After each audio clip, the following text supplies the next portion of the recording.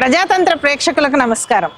ఈరోజు మనం చాలా ఒక ముఖ్యమైన అంశం గురించి ఇక్కడ యంగ్ అడల్ట్స్తో నిలబడి ఉన్నాము. వాళ్ళు చేస్తున్నటువంటి కార్యక్రమం ఏంటంటే stop the violence, break the silence. అంటే నవంబర్ 25వ తారీఖు అంతర్జాతీయ మహిళా హింసా వ్యతిరేక దినోత్సవం. అంటే ప్రపంచవ్యాప్తంగా కూడా ప్రజల మీద, ముఖ్యంగా స్త్రీల మీద అనేక సంవత్సరాలుగా, అనేక వందల సంవత్సరాలుగా ఒక హింస అనేటటువంటిది నిరాటంకంగా జరుగుతూ వస్తుంది. ఇది చాలా సహజమైనటువంటి విషయంగా మారినటువంటి విషయం. ఎందుకని చెప్పి ఇంత హింస స్త్రీల మీద జరుగుతోంది? దీని వెనక ఉండేటటువంటి భావజాలం ఏంటి?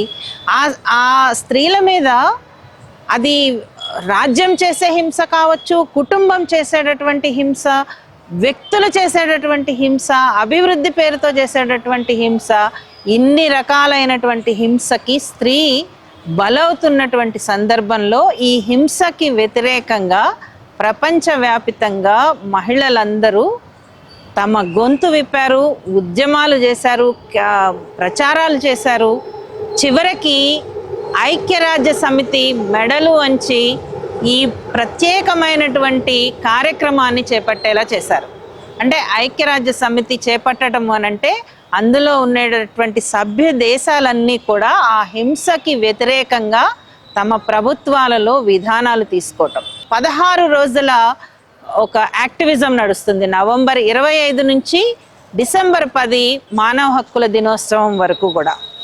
ఈ మధ్యలో కూడా అనేక రోజులు అనేక అంశాల మీద ప్రజలని చైతన్యవంతం చేసేటటువంటి కార్యక్రమాలు చేస్తారు. ఈరోజు హైదరాబాద్లోని సికింద్రాబాద్ స్టేషన్ దగ్గర ఉన్నటువంటి సెయింట్ తెరిసా విగ్రహం దగ్గర ఈ కార్యక్రమాన్ని ఈ అమ్మాయిలందరూ చేపట్టారు. ఆ అమ్మాయిలు చేపట్టినటువంటి కార్యక్రమాన్ని ఇప్పుడు చూద్దాం.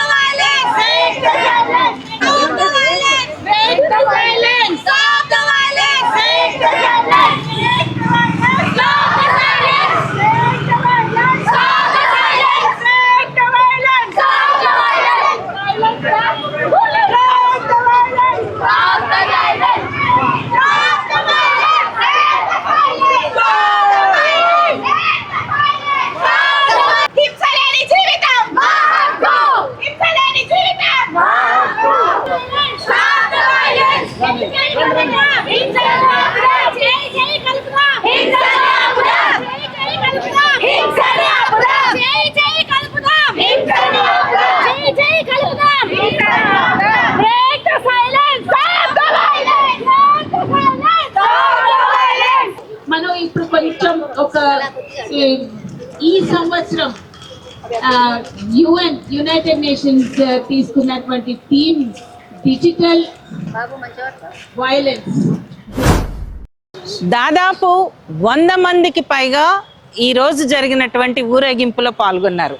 కేవలం అమ్మాయిలే కాదు, అబ్బాయిలు పాల్గొన్నారు, పురుషులు పాల్గొన్నారు. అంటే వీళ్ళందరూ హింసకి వ్యతిరేకంగా మేము పని చేస్తాము, హింసని మేము మా జీవితాల్లో పాటించము, దీనికి వ్యతిరేకంగా ఆ నిశ్శబ్దాన్ని బద్దలు కొడతాము అనేటటువంటిది అది ఇచ్చేటటువంటి ధైర్యం. అంటే ఆ నినాదం కేవలము ఒక నినాదం మాత్రమే కాదు, ఆ లోపల నుంచి వచ్చేటటువంటి ధైర్యం ఈరోజు మనం జరిగినటువంటి ఊరేగింపులో చూసాం. నవ్వుతుంటే నువ్వు తారమంటారు, నడుస్తుంటే నువ్వు హంసమంటారు, చిన్నవాడు సీటింగు కొడతాడు, చెప్పరానివే అడుగుతుంటాడు. అమ్మ మా కళాశాలక మందు నిలయమాయే, నే ఆడపిల్లగా జన్మ ఎత్తుట మహాశాపమాయే. పాలు కారే పసిపాపల శరీరాలతో సహితం వ్యాపారం సాగించే గుండాల రాజ్యంలో మన అక్కలు, మన చెల్లెలు, మన తల్లులు, పసిపాపలు కామాందుల కామానికి బలైపోతున్నారు. రౌడీ రాజ్యం ఇది, రేపుల రాజ్యం, స్త్రీల మాన ప్రాణాలకు రక్షణ లేదు, స్త్రీల మాన ప్రాణాలకు రక్షణ లేదు.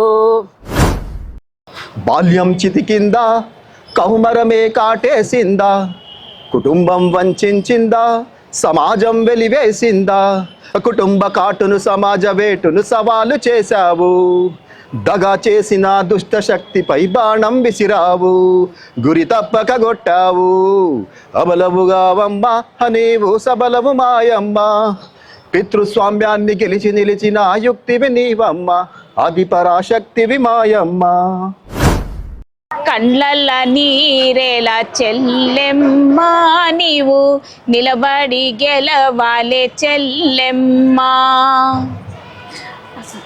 పసి ప్రాయణ పెళ్ళాని చేసిరి, పసి ప్రాయణ పెళ్ళాని చేసిరి, హద్దులే గీసిరి చెల్లెమ్మ, నీకు సుద్దులే చెప్పినారే చెల్లెమ్మ. ముసిరిన సింతల్లో ముగిసేను బతుకని, కండ్లల్ల నీరేలా చెల్లెమ్మ, నీవు నిలబడి గెలవాలే చెల్లెమ్మ.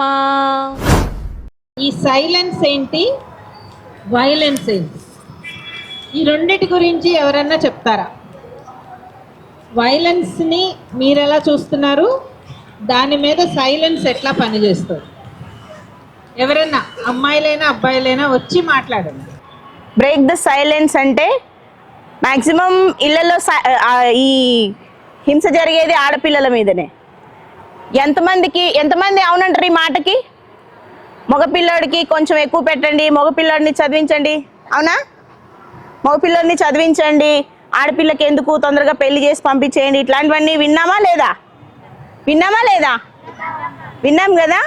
తర్వాత అబ్బాయిని ఎక్కువగా చూడాలి, ఎందుకంటే అబ్బాయి మనతోటే ఎక్కువగా ఉంటాడు, అమ్మాయి పెళ్లి చేసుకొని వెళ్ళిపోతుంది, ఇవి కూడా విన్నామా? నేనైతే చాలా సార్లు విన్నా. సో ఎన్ని రోజులైతే మనం వాళ్ళు చెప్పేవన్నీ విని అవునేమో అన్నయ్యో తమ్ముడో ఈయనే ఉంటాడేమో పోన్లే అనే దాంట్లో ఇట్లాంటి వాటిల్లో కూడా అనుకుంటాము. తర్వాత ఎవరైనా మనకు సంబంధించిన వాళ్ళు మన మీద పిచ్చి వేషాలు వేస్తే, మనకిష్టం లేకుండా మనల్ని ముట్టుకున్నా పట్టుకున్నా ముద్దాడినా ఏం చేసినా, చాలా వరకు ఇంట్లో పెద్దవాళ్ళు అట్లాగా చేస్తే తాతో మామో బాబాయో నాన్నో ఇంకెవడో అమ్మ వాళ్ళు చెప్తారా ఎవరికన్నా? పోనీ మనం చెప్తే వింటారా? అమ్మ వాళ్ళు చెప్తారా ఎవరికన్నా? ఫస్ట్ చెప్తారా ఎవరికన్నా అమ్మ వాళ్ళు? ఇప్పుడు కొంచెం మారింది కానీ చాలా వరకు చెప్పేవాళ్ళు కాదు. సో అట్లాగా మనం వాళ్ళు ఊకో ఎందుకు అట్లా మాట్లాడుతావు అని మనల్ని బెదిరించిన పిల్లలు కూడా ఉన్నారు. నన్ను అట్లాగా బెదిరించారు ఒకనొక టైంలో. అని అట్లా బెదిరించారని నేను గమ్మునుండాలా? గమ్మునుండాలా? తిరిగి మాట్లాడాలా? నాకు జరిగింది అన్యాయమేనా? మరి నేను మాట్లాడాలా? అంటే అక్కడ గమ్మున ఉండొద్దు, నేను మాట్లాడాలనే కదా అర్థం. బ్రేక్ ద సైలెన్స్ అంటే, స్టాప్ ద వైలెన్స్ అంటే నన్ను నా మీద నువ్వు చేయడానికి నాకు ఇష్టం లేదు, నీకు అధికారం లేదు, నా ఇష్టం లేకుండా ఇది చేయడానికి మనం చెప్పొచ్చా చెప్పకూడదా? గట్టిగా మాట్లాడి చెప్పొచ్చా చెప్పకూడదా? సో అదే break the silence, stop the violence అంటే. Thank you. ఇప్పుడు మనం చేసిన ర్యాలీ ద్వారా ఏంటంటే 10 మందికి తెలిసి వాళ్ళు కూడా ఏదో ఒక రోజు ఆ సిచ్యువేషన్లో వచ్చినప్పుడు వాళ్ళు లైక్ సైలెన్స్ని బ్రేక్ చేసి అందరికీ చెప్పుకుంటారు. ఎవరికొకరు అందరికంటే అందరికి చెప్పుకోకపోవచ్చు, ఎవరైనా ఒకరు లైక్ ఇప్పుడు నాకు సపోర్టివ్ జయక్క ఉంది, అట్లా నేను జయక్కకి ఏదన్నా చెప్పుకోగలుగుతా, అట్లనే వేరే వాళ్ళు ఎవరు వాళ్ళకి సపోర్టివ్ అనిపిస్తే వాళ్ళకి చెప్పుకోగలుగుతారు. సో ఇది ఈరోజు జరిగిన ర్యాలీ వల్ల అవేర్నెస్ తెలుస్తుంది, 10 మందికి నేర్చుకుంటారని నేను అనుకుంటున్నాను. 65 ఏళ్ల క్రితం 1960లో బాటల్ సిస్టర్ అనే 3 అక్క చెల్లెళ్ళని ఒక నియంత ప్రభుత్వం వాళ్ళని హత్య చేసింది. ఆ హత్యకి వ్యతిరేకంగా విపరీతమైనటువంటి స్పందన వచ్చింది. ఆ నిరసనలోంచి పుట్టిందే స్త్రీలపై హింసల వ్యతిరేక ఉద్యమం. ఆ ఉద్యమం ఆ హత్యలు నవంబర్ 25న జరిగినటువంటి నేపథ్యంలో అప్పటి నుండి కూడా ప్రపంచవ్యాప్తంగా కూడా స్త్రీలపై హింసల వ్యతిరేక ప్రచారోద్యమం ప్రారంభమైంది. ఈ రోజుని ముఖ్యంగా నవంబర్ 25ని నిరసన దినంగా చేస్తూ వచ్చారు, హింసల వ్యతిరేక దినంగా. అదే సమయంలో 1995లో 4th వరల్డ్ ఉమెన్స్ కాన్ఫరెన్స్ జరిగింది. అక్కడ ఒక డిక్లరేషన్, ప్రధానమైనటువంటి డిక్లరేషన్, స్త్రీలపై అన్ని రకాల హింసలకు వ్యతిరేకంగా పోరాడదాం, ఆ హింసల్ని నిర్మూలించడానికి నిర్దిష్ట కార్యాచరణ ప్రణాళికలు రూపొందించాలి అని బీజింగ్ డిక్లరేషన్ ఇచ్చింది. బీజింగ్ డిక్లరేషన్ వెలుగులో ప్రపంచవ్యాప్తంగా దాదాపు 186 దేశాలు పాల్గొన్నటువంటి, సంతకాలు చేసినటువంటి ఆ డిక్లరేషన్లో భాగమే ఈ ప్రచారోద్యమం. నవంబర్ 25కు ప్రారంభమై డిసెంబర్ 10కి ముగిసే 16 రోజుల పాటు స్త్రీలు పిల్లలపై సాగేటువంటి హింసని వ్యతిరేకిస్తూ ప్రచారోద్యమం సాగుతుంది. దానిలో వరకట్న హత్యలు, లైంగిక వేధింపులు, అత్యాచారాలు, ఆర్థిక హింసలు, అట్లాగే స్త్రీ పురుష సమానత్వం గురించి, పిల్లలపై జరిగే హింసల గురించి, మానవ హక్కులు, అంతిమంగా డిసెంబర్ 10 మానవ హక్కుల దినం, పౌర హక్కుల స్పృహను కల్పిస్తూ ఈ ప్రచారోద్యమం సాగుతుంది. ముఖ్యంగా హింసలేని జీవితాలు కావాలి, హింసలేని సమాజం కావాలి, హింసలేని శరీరాలు కావాలి, హింసలేని హృదయాలు కావాలి. స్త్రీలు అనాదిగా ఎదుర్కొంటున్నటువంటి హింస నుండి విముక్తి పొందాలి. ఆ విముక్తి పొందాలి అంటే ఒక ప్రచారం ముఖ్యం. ఇవాళ పితృస్వామిక భావజాలాన్ని వ్యతిరేకిస్తూ, ధిక్కరిస్తూ, ఇవాళ రోజు రోజుకి కూడా పెంచి పోషిస్తున్న స్త్రీలపై, సమాజంపై రుద్దుతున్నటువంటి ఈ పితృస్వామిక భావజాలాన్ని ధిక్కరించాల్సిన సందర్భం ఇది, అవసరం పెరిగింది.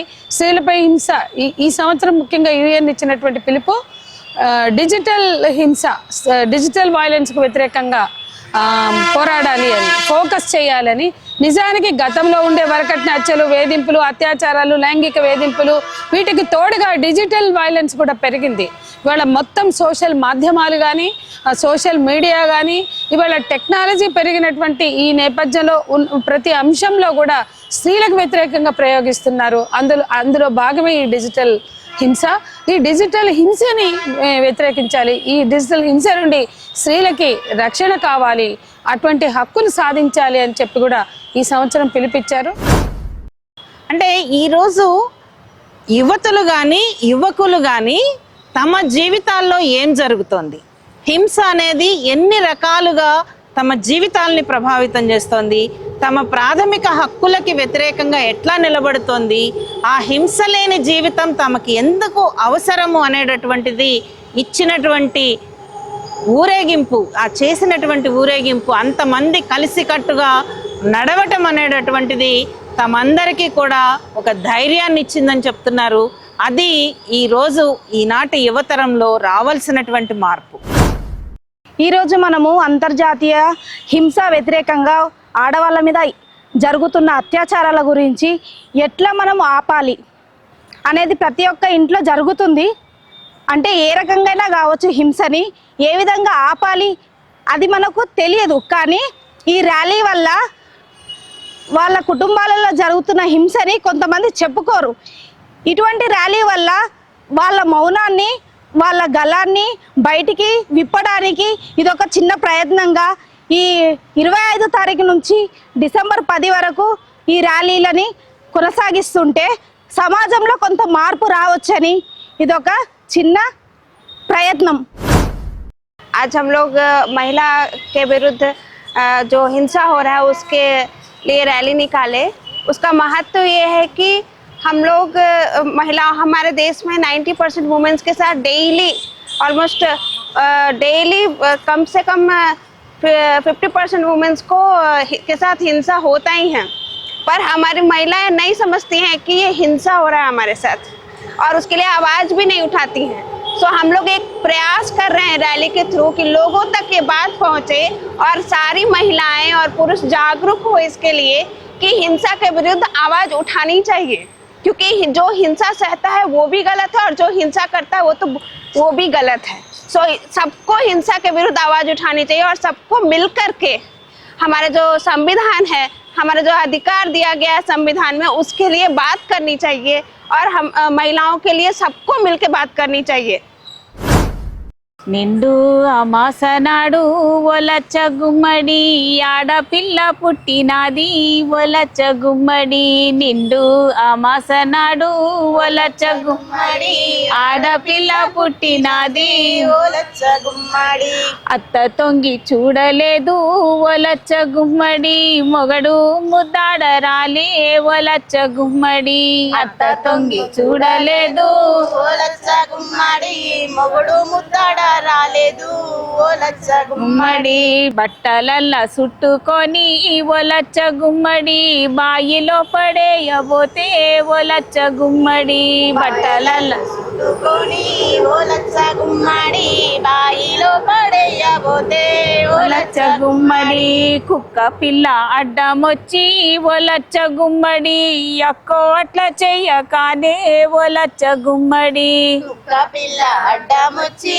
ఒలచ్చ గుమ్మడి అక్కో అట్లా చెయ్యకానే ఒలచ్చ గుమ్మడి, చెత్త గంపలేసుకొని ఒలచ్చ గుమ్మడి చెత్త కుండీలేయబోతే ఒలచ్చ గుమ్మడి, చెత్త గంపలేసుకొని ఒలచ్చ గుమ్మడి చెత్త బుట్టలేయబోతే ఒలచ్చ గుమ్మడి, నిన్ను సమ్మక్కను చేస్తాను ఒలచ్చ గుమ్మడి సారక్కను చేస్తాను ఒలచ్చ గుమ్మడి, సమ్మక్కను చేస్తాను ఒలచ్చ గుమ్మడి సారక్కను చేస్తాను ఒలచ్చ గుమ్మడి, మొగ పిల్ల చెయ్యని పాపం ఒలచ్చ గుమ్మడి ఆడబిడ్డలేమి చేసే ఒలచ్చ గుమ్మడి, మొగ బిడ్డ చెయ్య పాపం ఒలచ్చ గుమ్మడి ఆడబిడ్డలేమి చేసే ఒలచ్చ గుమ్మడి, మొగ బిడ్డ చెయ్యని పాపం ఒలచ్చ గుమ్మడి